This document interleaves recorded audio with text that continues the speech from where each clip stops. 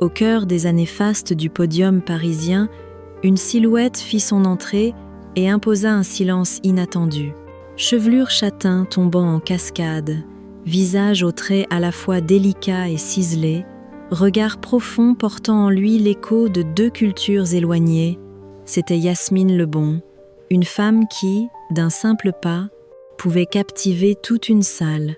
Pourtant, derrière cette image éclatante, ne se cachait pas un cœur avide de paillettes.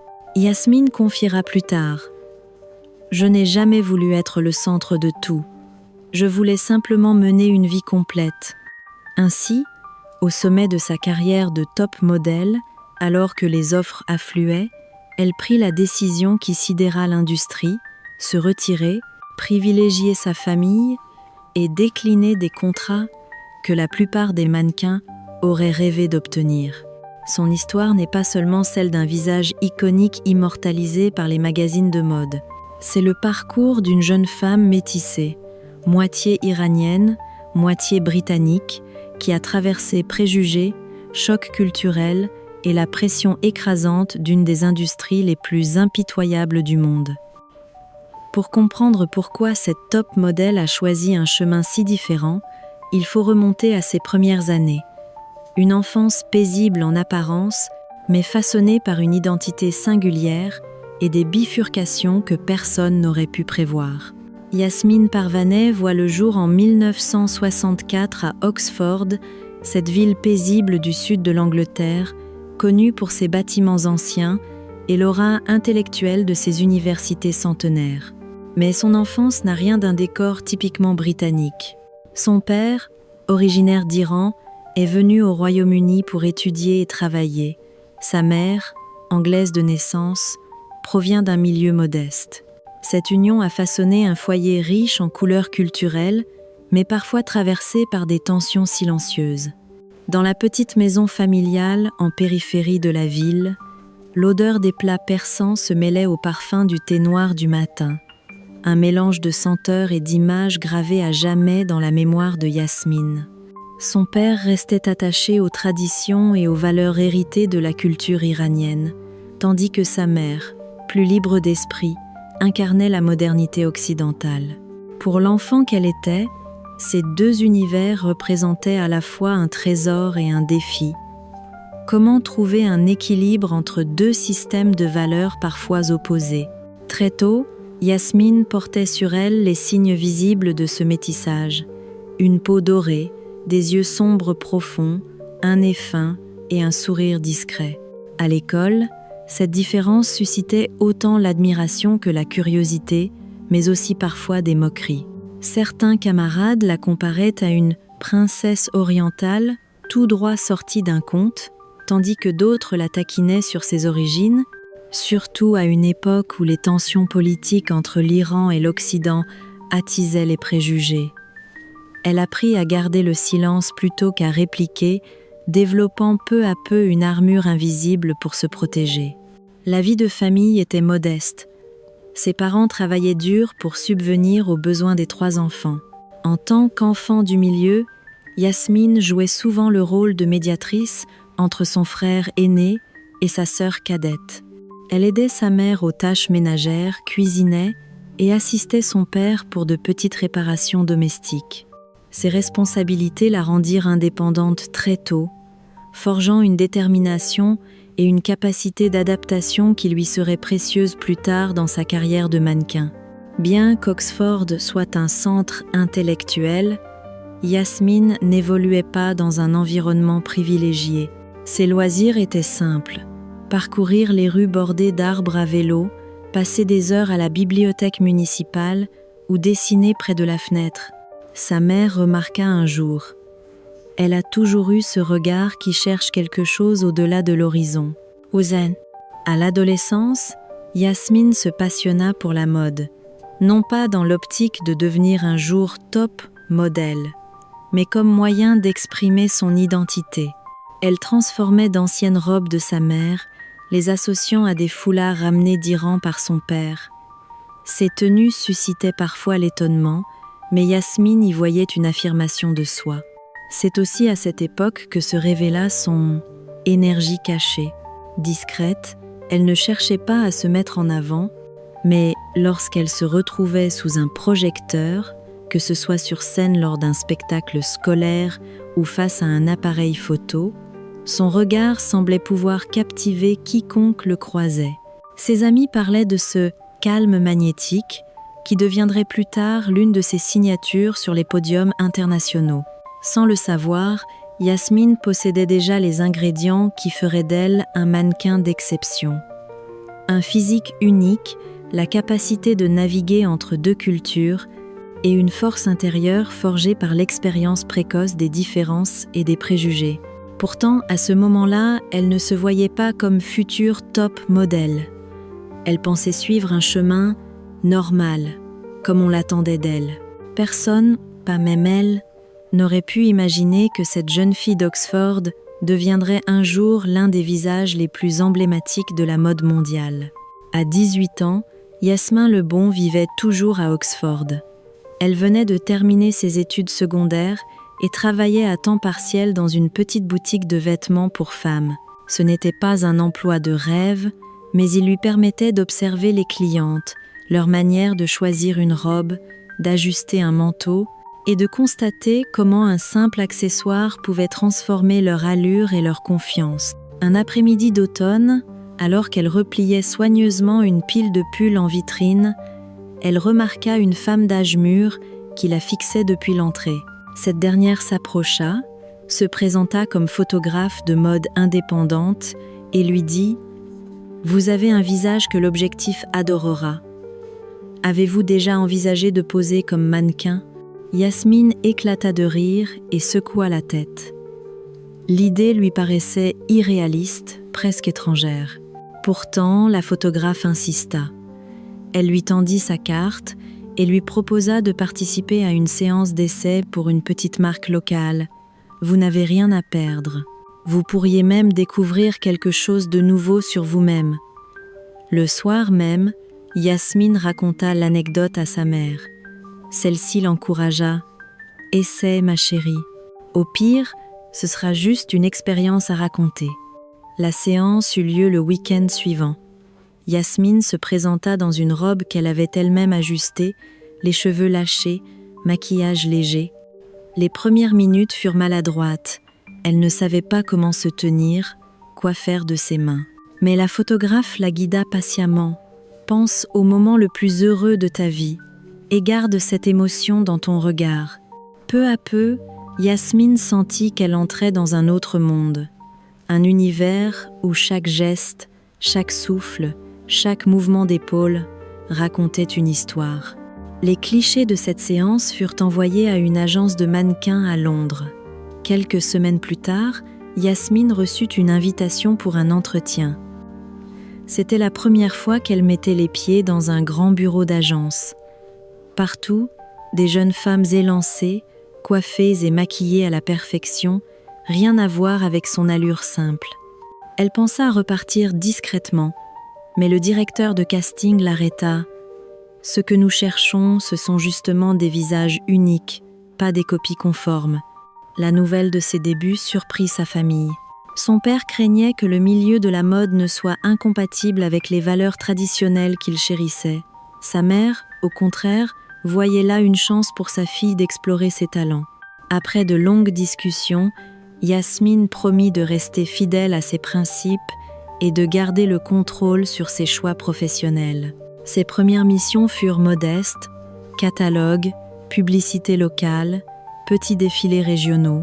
Elle apprit vite les bases du métier de mannequin, comment marcher, se tenir, utiliser la lumière à son avantage. Mais surtout, elle découvrit que ce milieu exigeait plus que de la beauté. Il fallait de la discipline, de la patience et la capacité à collaborer avec toute une équipe. Quelques mois plus tard, un célèbre photographe tomba par hasard sur ses photos et fut frappé par la profondeur de son regard. Il l'invita à Londres pour un shooting au style à la fois classique et moderne.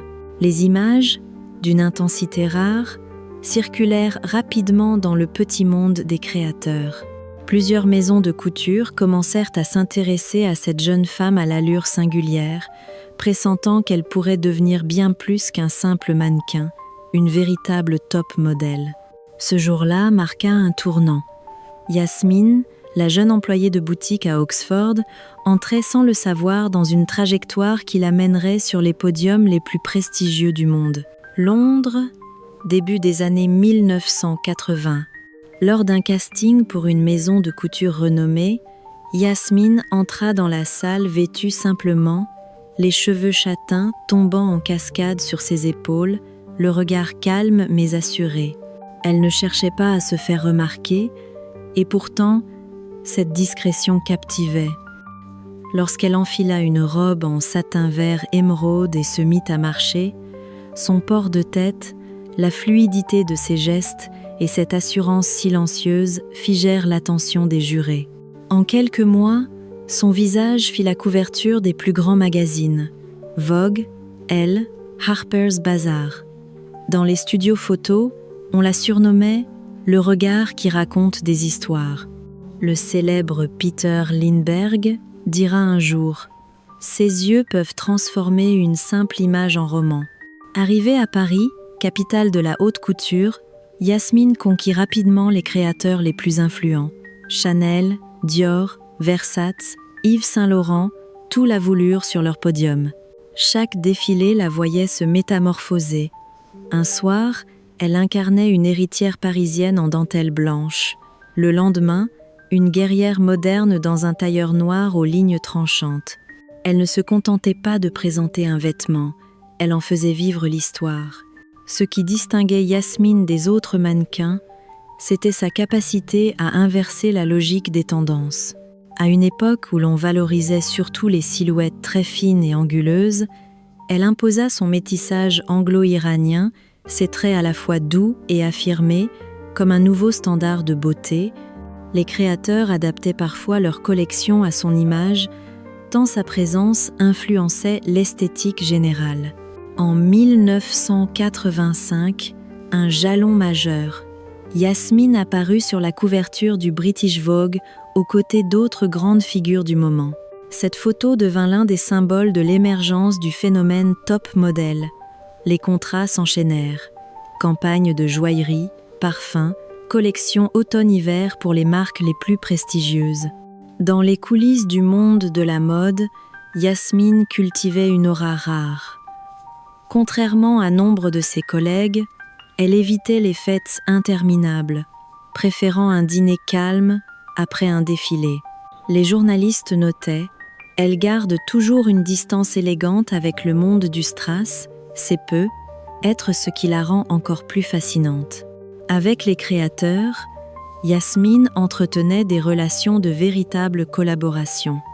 Elle ne se contentait pas de porter les vêtements. Elle participait aux discussions sur la mise en scène, suggérait des poses et parfois corrigeait un détail de coupe pour mieux sublimer la pièce.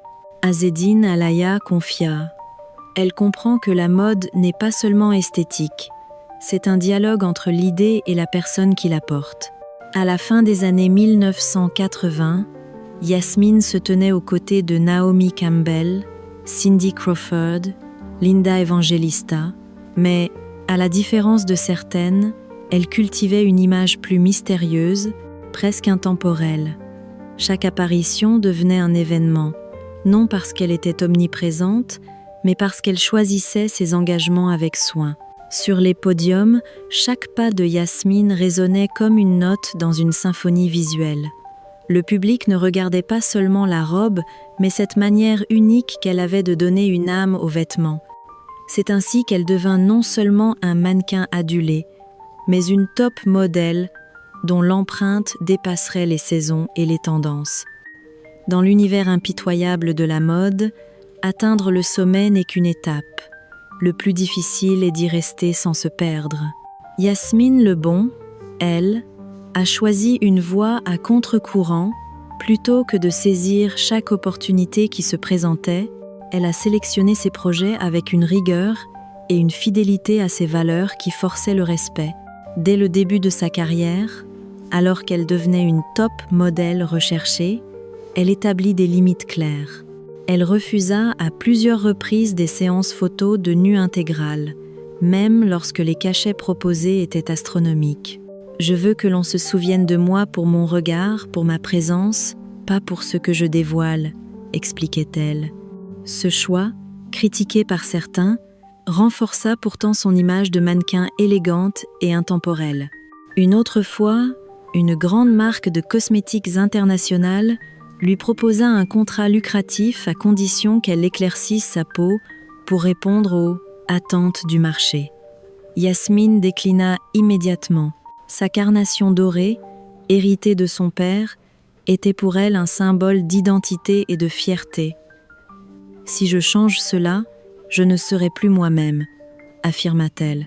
Elle n'hésitait pas non plus à rompre un contrat si les conditions de travail ne respectaient pas les modèles.